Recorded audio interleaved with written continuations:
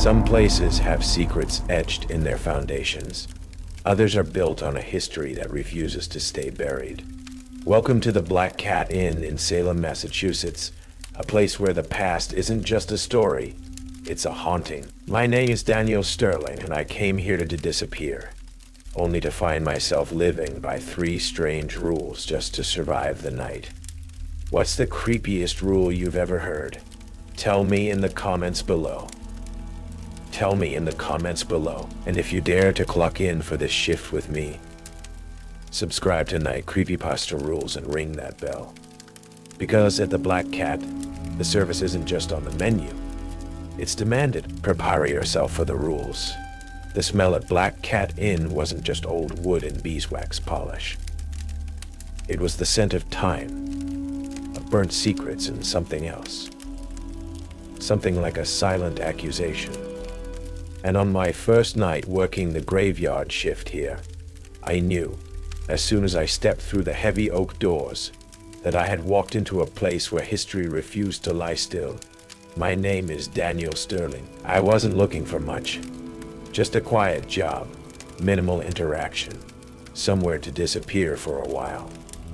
A few months ago, my life had been exposed. A public accusation, fueled by a misunderstanding and amplified by the vicious echo chamber of social media, had shredded my reputation, leaving me raw and wary of human connection. Salem, with its long shadow of history and its reputation for welcoming the unusual, seemed a fitting place to hide. Black Cat Inn, a historic, slightly dilapidated establishment rumored to be haunted, offered the perfect blend of isolation and gainful employment. My new colleague on the night shift was Mr. Alistair Croft. He wasn't what I expected from a night server. Dressed in slightly too formal clothes, with a blandly pleasant face that would be forgettable if not for his eyes. They gleamed with a strange, almost manic intensity, especially when he spoke of the inn's history or the odd occurrences within its walls. He wasn't like the weary, haunted types I'd imagined working here. He seemed delighted by it all. "Welcome to the Black Cat, Daniel," he'd said, his voice a little too bright for the time of night, as he showed me around the dimly lit lobby and the quiet lounge. The inn was full of dark wood, antique furniture, and an unsettling collection of cat-themed knickknacks. The air was cool, carrying that blend of old scents and a faint electric hum I couldn't place. He went through the usual duties, checking guests in late, stocking the mini fridges, wiping down counters. But as midnight approached, his demeanor shifted. The casual pleasantness remained, but layered with a chilling undercurrent of anticipation. He led me to the small, dusty office behind the front desk. "Now, the important stuff," Alistair said, leaning against the doorframe, his eyes sparkling in the dim light. "Every place like this has its quirks. The Black Cat has rules, 3 of them. You follow them, and the night, well, it becomes much more interesting." He paused, that unsettling grin widening. "And you stay functional." He held up a finger. "First, room 7. It's at the end of the west hall. It's always empty on the books, always locked. But sometimes a request comes down to serve tea there. Don't do it, Daniel. Don't even think about opening that door after midnight. Don't serve tea to room 7. It's not for guests." My brow furrowed. "A phantom room service order? Not for guests? Then who is it for?" Alistair chuckled, a dry, humorless sound. "That's part of the mystery, isn't it? Some things, they just are. Rule number 2, the lounge. There's a big old fireplace in there. Sometimes, without any wood, any coals, it sparks. Flames will leap up. If that happens, Daniel, if the fireplace sparks without wood, you leave the lounge immediately. Don't wait around, just exit. Exit." My mind, still scarred by public judgment, felt a fresh prickle of unease. This wasn't just weird. It felt targeted. And third, Alistair's voice dropped to a near whisper. his eyes fixed on mine with an unnerving intensity. The shadows. This old place has plenty of them. Sometimes in the deeper darkness, they move. They dance. Shapes. Like they're twisting, reaching. Witch shapes, some call. And when the shadows dance witch shapes, don't look. Don't watch them. Don't acknowledge them. They're hexing you. Hexing you. The phrase hung in the air, heavy with the weight of Salem's history. Mr. Croft, I said, trying to keep my voice steady. What exactly are these rules for? What happens if I break one? Alistair's grin returned. Weirder this time, filled with a chilling eagerness that made my skin crawl. That's the fun part, Daniel, he breathed, finding out. But trust me, you really don't want to know what Room 7 orders if it doesn't get its tea, or what those shapes do if you give them your attention. He clapped me on the shoulder, a surprisingly strong grip. Midnight's in 10 minutes. Enjoy the shift. It's going to be illuminating. He walked away, disappearing into the shadows of the lounge. I was alone, the rules echoing in my head, the air feeling colder, thicker. From somewhere in the old building, a floorboard creaked. The clock in the lobby ticked loudly, counting down the seconds to midnight. I had come here seeking quiet, anonymity. Instead, I had found a set of rules for surviving something I didn't understand, in a town built on a foundation of accusation and fear. And my cheerful, unsettling colleagues seemed to be looking forward to seeing me fail. The silence of Black Cat Inn after midnight wasn't empty. It was watchful. Every creak of the old building, every distant sigh of the wind outside, seemed amplified, imbued with a strange, unsettling significance. My attempts to focus on the mundane tasks of the night, wiping counters, restocking towels, were constantly interrupted by the low hum of unseen energy that seemed to permeate the air, and the unsettling feeling of being observed. My past, the memory of feeling exposed and judged under the harsh glare of public scrutiny, made me acutely sensitive to this feeling. Alistair Croft was a constant, unsettling presence. He rarely spoke, but his eyes, visible from across the lobby or from the doorway of the kitchen, seemed to follow me, watching my reactions to the subtle strangeness of the inn. Sometimes I would catch him jotting something down in a small notebook, a faint, amused smile on his lips. He wasn't just a colleague, he was an audience of one, waiting for the show to begin. The first rule, about Room 7, became an immediate source of dread and fascination. The room itself was unremarkable, just a door at the end of a quiet hallway on the second floor, always listed as vacant on the daily occupancy report, always locked from the outside. But after midnight, the hallway leading to it felt different, colder, heavier, and sometimes I would hear faint sounds emanating from behind the locked door, a soft shuffling, a low murmur like someone patiently waiting. One night, around 1 a.m., a small handwritten note appeared on the front desk, tucked under a reservation card. The handwriting wasn't familiar. It simply read, Room 7, 1, T, black, urgent. My heart hammered against my ribs. Don't serve tea to Room 7. It's not for guests. Alistair's voice, filled with that disturbing glee, echoed in my mind. Who wrote the note? There were no guests checked into that hallway. And who, or what, was waiting in Room 7? The temptation to ignore the rule, to treat it as a prank, to serve the tea and solve the mystery, was powerful. My past, the humiliation of being publicly exposed, had left me with a deep-seated wariness of the unknown, but also a desperate need to understand. To pull back the curtain, I almost reached for the teapot in the kitchen. Then, the temperature in the lobby plummeted. The air grew sharp, carrying a sudden strong scent of something sweet and rotten, like decaying lilies left on a gravestone. From the direction of the Room 7 hallway, the faint murmurs intensified, becoming a chorus of agitated whispers, not words, but raw, frustrated feelings, impatience, hunger, a cold, seething anger. The doorknob of room 7, even seen from the lobby, seemed to glint with an unnatural cold light. I froze, rooted to the spot, the teapot forgotten. The intensity of the reaction to my mere hesitation was terrifying. Alistair appeared from the shadows near the lounge, watching me, that knowing smile on his face. He didn't say anything, didn't interfere. He was just observing. I backed away from the front desk, away from the note. The whispers from the room 7 hallway slowly subsided, the coldness receding. The scent lingered, a chilling reminder of the invisible guest's displeasure. Later, I saw Alistair near the room 7 hallway. He was holding the note, examining it with a small magnifying glass. He looked up as I approached, his smile wider than ever.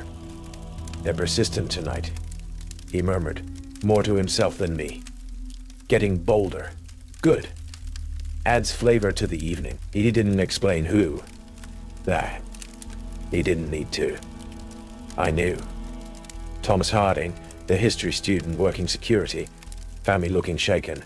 He was young, earnest, full of academic theories. He believed all the inn's ghost stories were fascinating examples of local folklore, amplified by the building's atmosphere.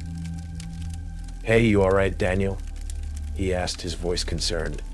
"This old place can play tricks on you at night. Drafts, settling sounds. The mind does the rest."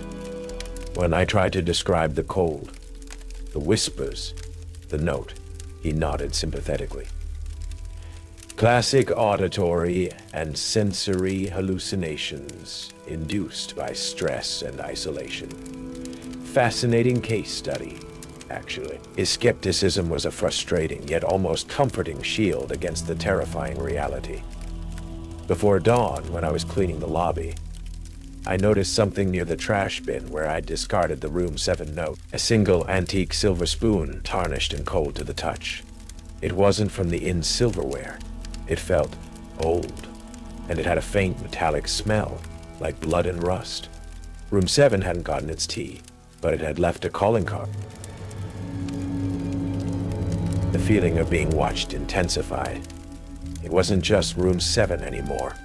There was a presence that seemed to permeate the entire inn, lurking in the shadows of the hallways, the corners of the rooms. The whispers followed me.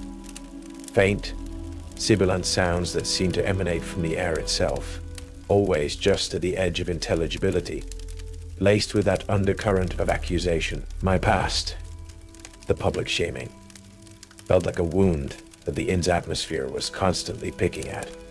Alistair Croft continued his unsettling vigil, his eyes tracking my movements, his notebook always nearby.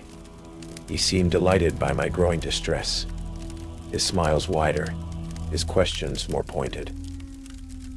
He would ask about my nightmares, about the sounds I heard, about what I felt when I was alone in the darker parts of the inn. He wasn't just observing the phenomena. He was observing my reaction to it, like a conductor studying his instrument. He wasn't afraid. He was exhilarated. The lounge was a large, comfortable room off the main lobby, with plush armchairs, dark wood paneling, and a grand stone fireplace that dominated one wall. It felt like a relic of a grander era, and according to Rule 2, it was another focal point for the inn's peculiar energy. It was during a particularly silent, oppressive night, the kind where the air felt heavy and expectant, that the second rule was put to the test. I was walking through the lounge, checking that everything was in order. The fireplace was cold, empty of wood or embers. The air around it felt still. Suddenly, a sharp, distinct crack echoed from the hearth. A single, bright orange spark leaped from the empty stone, then another, and another, quickly followed by thin, ephemeral flames, coiling upwards like fiery snakes. They cast dancing, flickering light across the room, painting the walls with shifting shadows. There was no heat, but the air around the hearth grew thin, brittle, carrying a sharp, acrid smell of sulfur and something else, something like burning hair. The flames danced without fuel, soundless, save for the spectral crackling that seemed to exist only in my mind. If the fireplace sparks without wood, leave the lounge. Alistair's voice, clear and calm, cut through the silent crackling. A wave of pure, unreasoning terror slammed into me. The shadows in the lounge, illuminated by the impossible flames, stretched and writhed. From the edges of the room, the whispers intensified, becoming a chorus of frantic, sibilant voices, no longer mournful, but filled with a cold, malicious glee. Burn, burn! See the flames. See the judgment.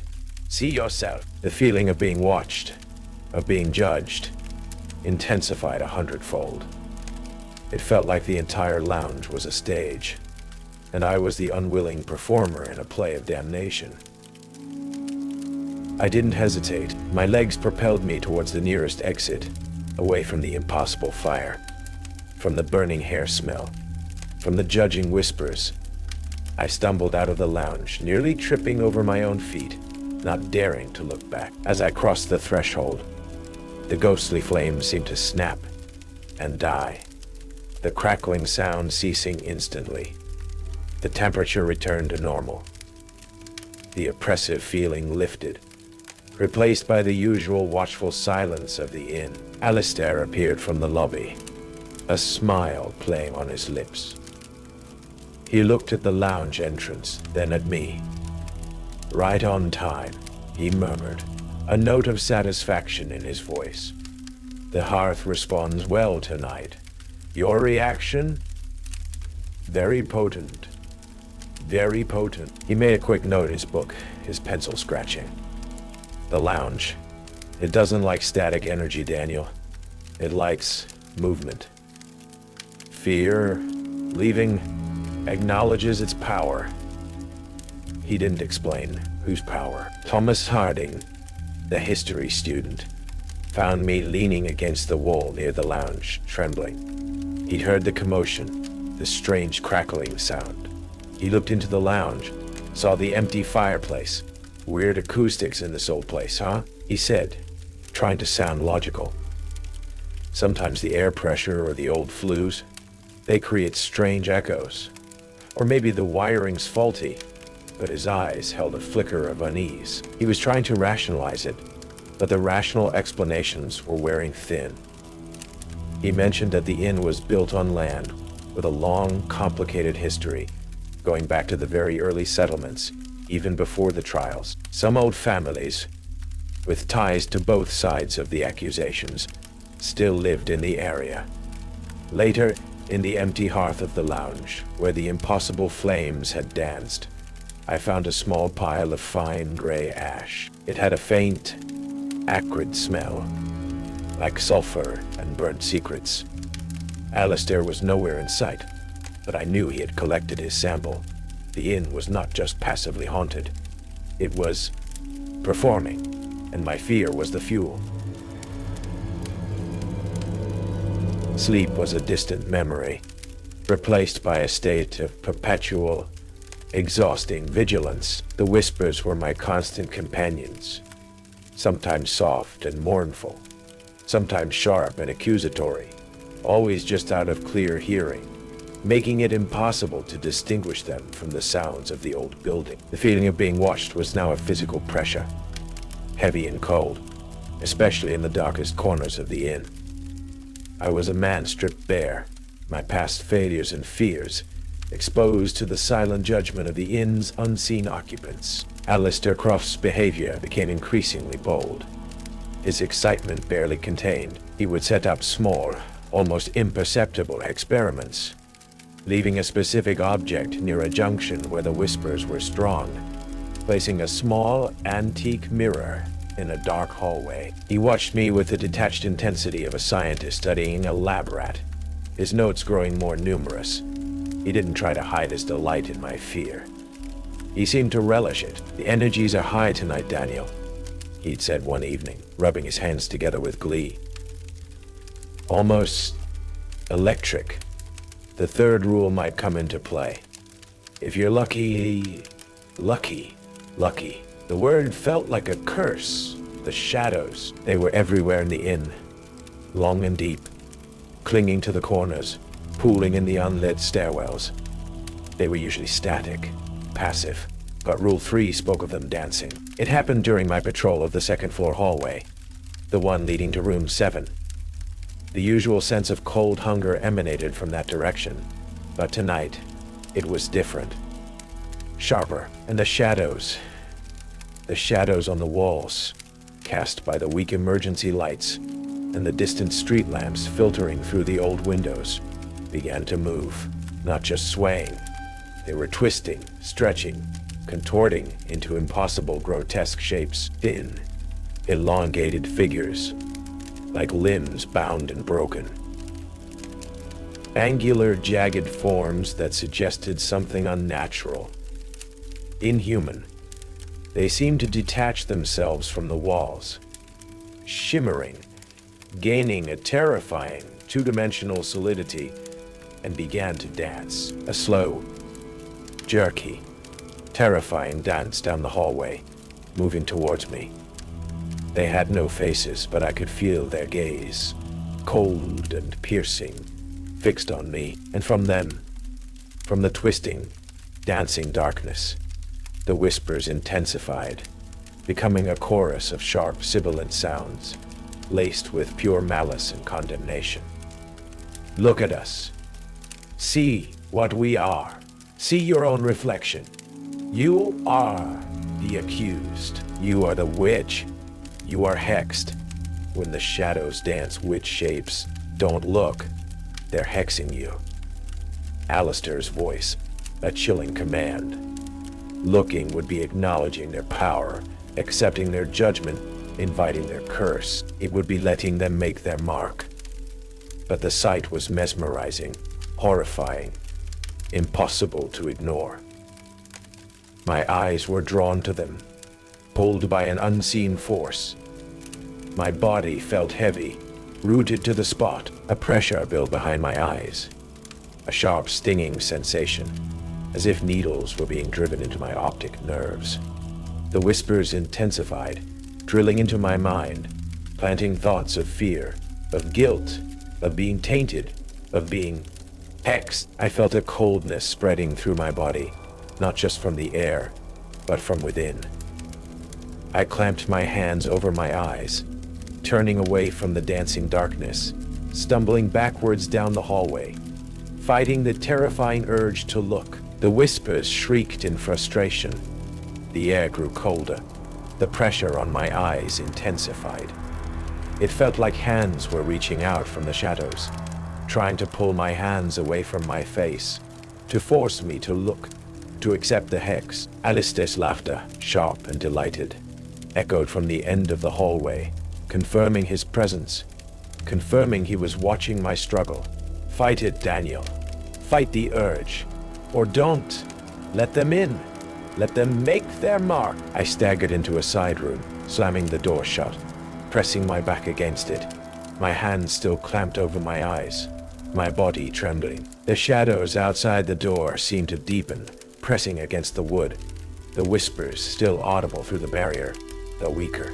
Slowly, reluctantly, they seemed to recede, the pressure on my eyes lessening. The room returned to its usual watchful silence. When I finally lowered my hands, my eyes were stinging, and my vision was blurred for a moment. And on the palms of my hands, I saw it. Fine, gray ash. The same kind of ash I'd seen near the fireplace. It smelled faintly of sulfur. The shadows.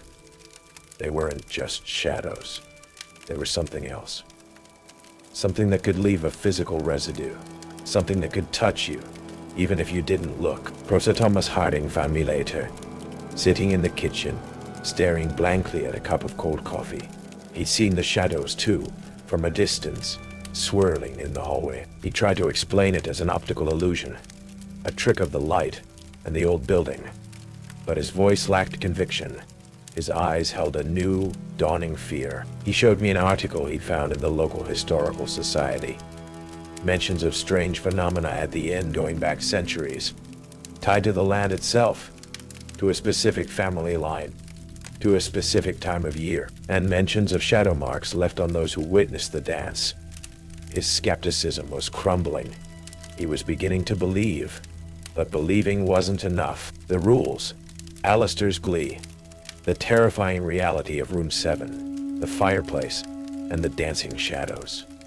They were all part of a game, and I was the main piece. And the night was far from over.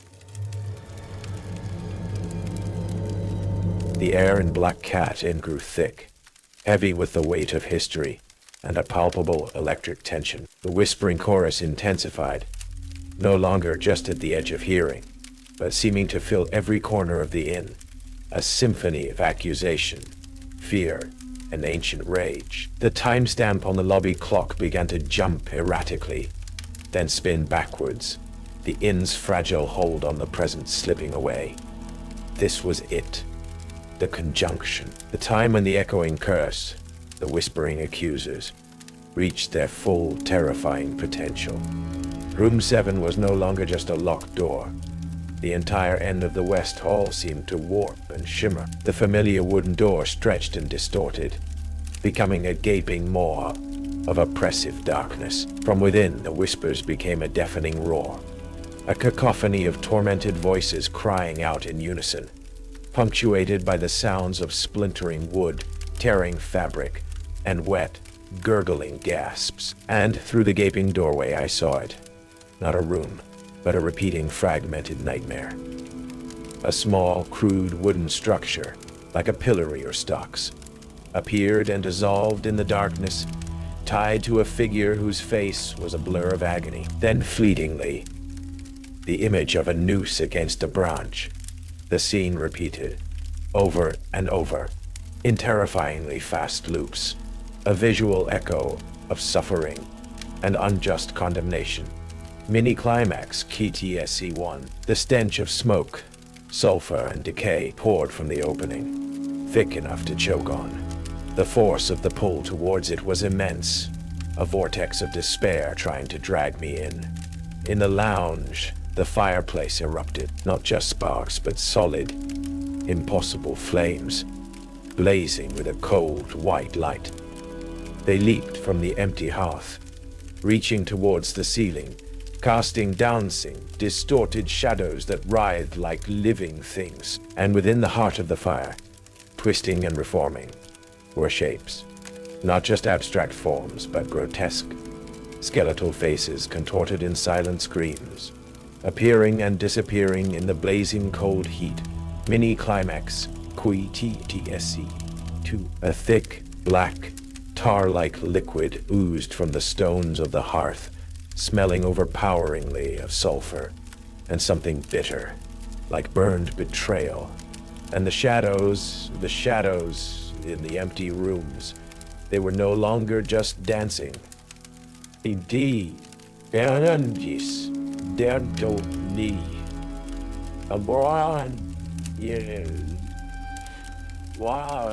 were surging, pulling themselves free from the walls, gaining a terrifying, three-dimensional form.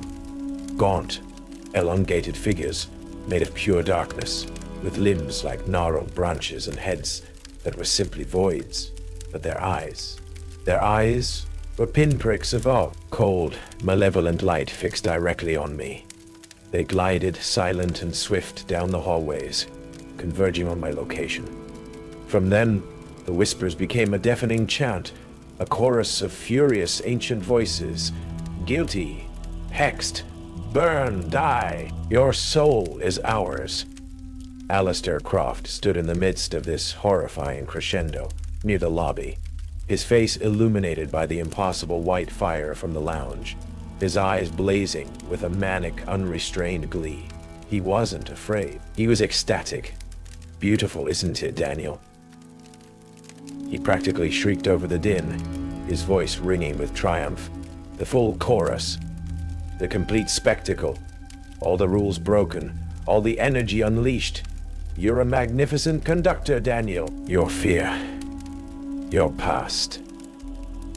It resonates perfectly. He wasn't trying to escape. He wasn't trying to survive. He was orchestrating it.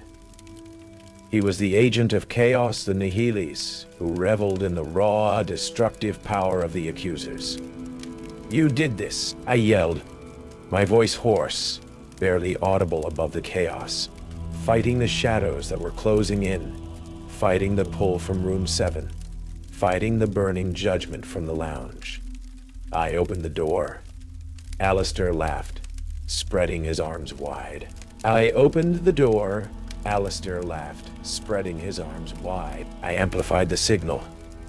They were always here, Daniel. Trapped, suffering. I just gave them an audience, a stage. And you, Daniel, you are the final act. He pointed at me, his eyes shining with a terrible light. Your shame, your fear of judgment, it's the perfect fuel. Let them take you. Let them weave your terror into their song. It will be glorious. He wasn't working for them. He was playing with them. A twisted game of cosmic proportions. Suddenly, the main lobby doors burst open, letting in the cold, ordinary air of the outside world. Professor Thomas Harding stood there, his face pale with horror, but his eyes fixed on the impossible scene. He'd followed his hunch, armed with skepticism and maybe a flashlight.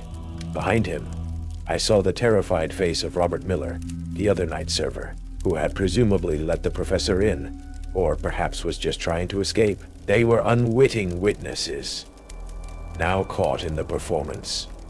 "Croft, what in God's name have you done?"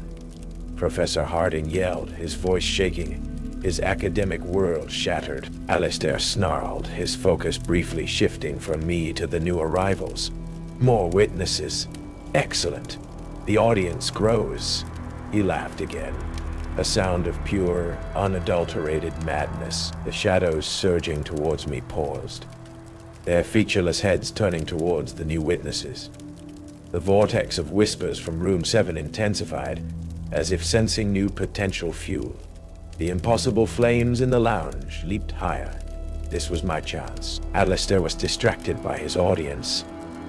The accusers were momentarily diverted. I had to break the cycle, not by playing by the rules, or even just breaking them, but by injecting something that didn't belong, something that disrupted their performance, their judgment, my past, my public shaming, my accusation. It wasn't just a source of fear. It was a source of anger, of defiance. I had been judged by a mob once. I wouldn't let these ancient echoes do it again, ignoring the pull towards room 7, ignoring the burning judgment from the lounge, ignoring the hexing shadows that were starting to turn towards Professor Harding and Robert Miller. I took a deep breath. My throat was raw. My lungs burned. But I wouldn't scream in terror. I would speak with defiance. "You want a judgment?" I roared, my voice raw, filled with a fury I hadn't known I possessed. "You want someone to condemn? Look at him." I pointed at Alistair Croft, standing there in his ecstatic madness. He played with you, the Whispering Accusers, the shadows, the voices, the energy, let out a collective shriek of absolute, primordial rage. Their focus snapped away from me, away from Professor Harding and Robert Miller. It converged on Alistair Croft. He stared, his face freezing in a rictus of disbelief, his manic glee vanishing, replaced by pure, agonizing terror as the shadows surged towards him, wrapping around his body like grasping hands. The whispers became a roaring torrent, not of accusation but of consuming fury, directed solely at him. "No! Wait! It was a game!" he shrieked, but his voice was swallowed by the onslaught. His body contorted, his limbs twisting into impossible angles. The shadows tightened, crushing him, absorbing him, with a final gurgling cry that sounded like air being squeezed from a dying man. Alistair Croft was gone, consumed by the very chaos he had reveled in. Only a ripple of darkness remained. Then it too dissipated. The torrent of whispers subsided. The shadows recoiled, fading back into the corners of the inn. The impossible flames in the lounge died with a final hiss of sulfur. The distorted doorway of room 7 slammed shut with a resounding crack. and the hallway snapped back to normal. The clock in the lobby stopped spinning and resumed its normal steady tick. The air felt thin, cold, but blessedly silent. We were left in the aftermath. Professor Harding, his face pale but resolute, his skepticism shattered, staring at the spot where Alistair had stood. Robert Miller, hyperventilating, collapsing onto the floor, and me shaking, exhausted but alive. The Black Catinant had claimed its price, and the show for tonight was over. The silence that settled over Black Cat Inn was absolute, profound.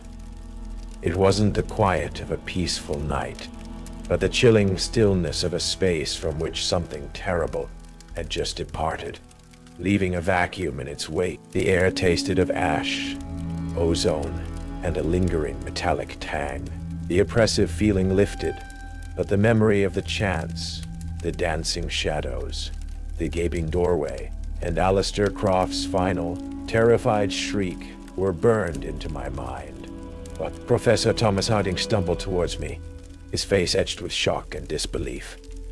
His academic world had been obliterated in the space of minutes.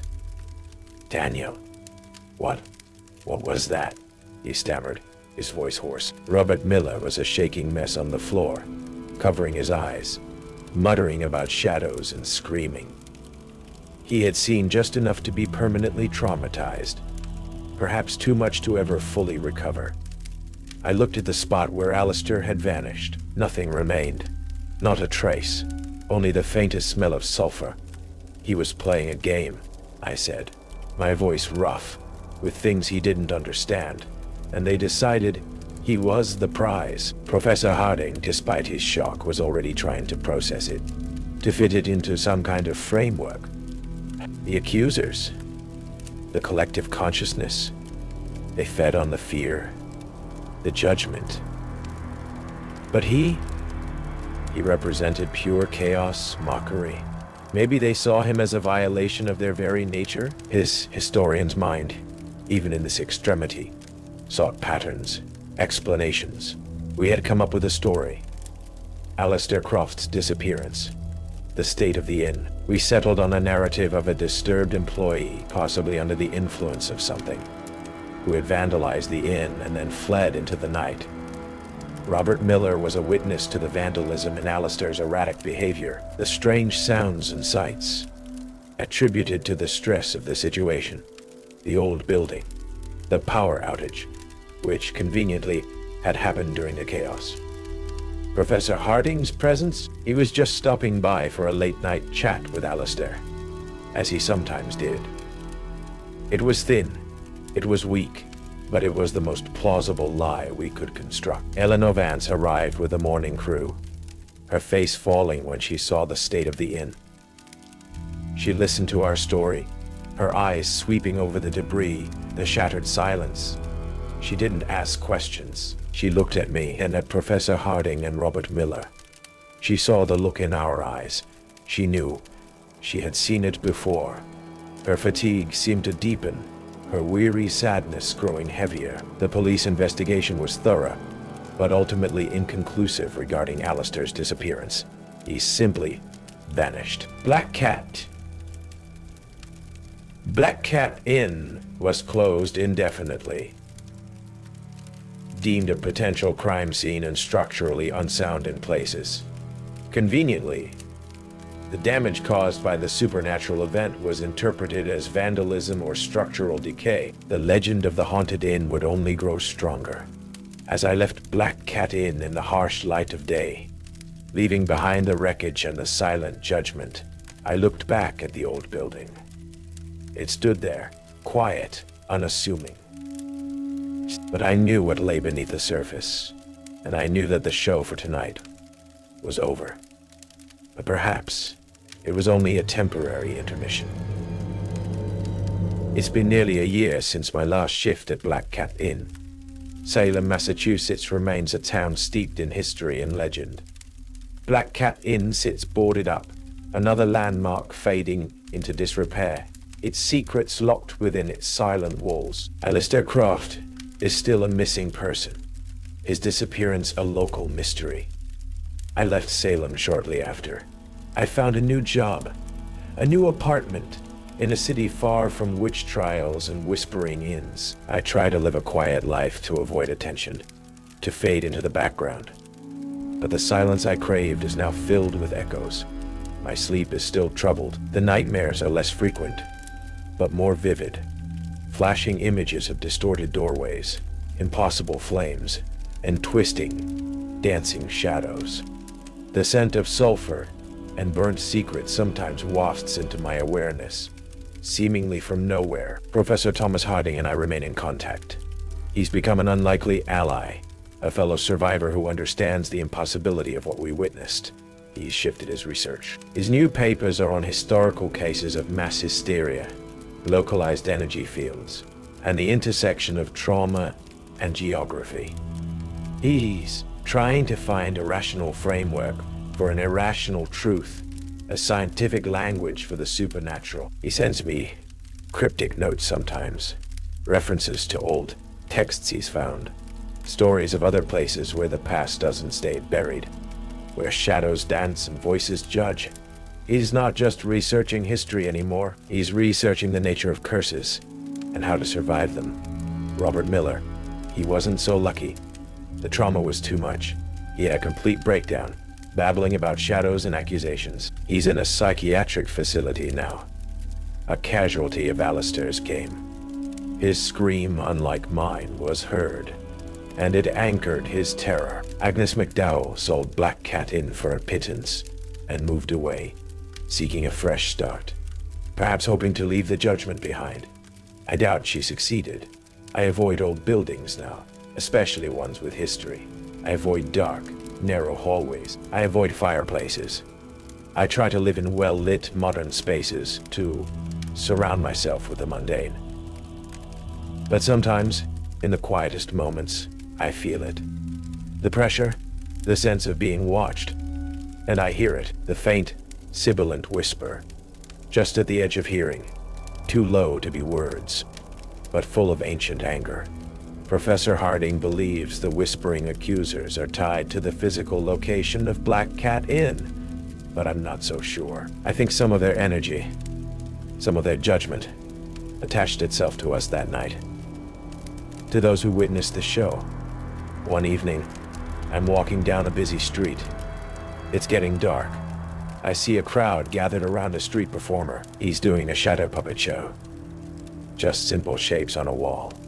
I feel a cold dread wash over me. I look at the shadows he's creating. They look thin, angular, and then I see it. At the edge of the light, where the performer's shadow meets the natural darkness of the alley, a shape twists. Just for a second, not a puppet, something else.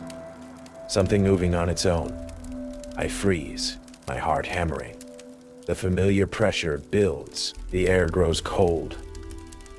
I fight the urge to look directly at it, to see the witch shape form in the darkness. The whispers begin, faint, insidious, a chorus of ancient voices rising from the sounds of the city. Look at us. See what we are. You are the accused. I turn away, walking quickly, focusing on the lights, on the sounds of traffic, on the mundane reality, but the whispers follow me for a few blocks, before finally receding back into the noise of the city. They were testing me, reminding me. The Black Cat Covenant wasn't just a place or a game. It was an initiation, and I, Daniel Sterling, the man who survived the Judgement by defying the rules, am now bound to it, not by a contract, but by the echoes in my mind, the feeling of being watched, the knowledge of what lurks just beneath the surface. Sometimes, when I'm alone, I look at my reflection in a darkened window, and for a split second, I see it. Not just my face, but a fleeting, horrifying, superimposed image of a twisting, dark shape, like a shadow trying to wear my features. It vanishes as quickly as it appears, but it's enough. They didn't hex me that night. Not fully, but they marked me. And they are still watching, and waiting. The show isn't over. It's just relocated, and my role, it seems, is now to be the perpetual audience for a performance I can never truly escape. My